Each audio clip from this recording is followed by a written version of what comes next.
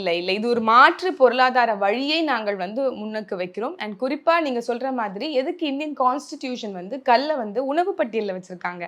அது ஒரு மது இல்லைங்கிறாங்க. ஐயா நல்லுச்சாமி அவர்கள், அவரை ஆதரித்து தான் இந்த ஆர்ப்பாட்டம், போராட்டமே நடந்தது. நீண்ட காலமாக அவர் சொல்லிட்டு வராரு. என்ன சொல்றாரு? நீங்க கள்ள மதுபானம்னு சொல்லி நிரூபிச்சிட்டீங்க அப்படின்னா, நான் 10 கோடி தரேன்னு சொல்றாரு. அவரை யாராவது கவுண்டர் பண்றதுக்கு, அவரை சேலஞ்ச் பண்றதுக்கு யாராவது முன் வரட்டும். இன்னைக்கு அது பேச்சு பொருளா ஆயிடுச்சு. ஏன்னா எங்களுடைய தலைமை ஒருங்கிணைப்பாளர் அதை அந்த தடையை நீக்குங்கன்னு ஒரு போராட்டத்தை பண்ணி காமிச்சிட்டாரு.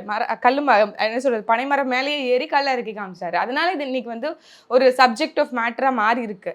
ஆனால் அவர் நீண்ட நாட்களாக சொல்லிட்டு வராரு, கல்ல நீங்க மதுபானம்னு நீங்க உணர்த்திருக்க, நான் அதுக்கு 10 கோடி ரூபாய் தரேன்.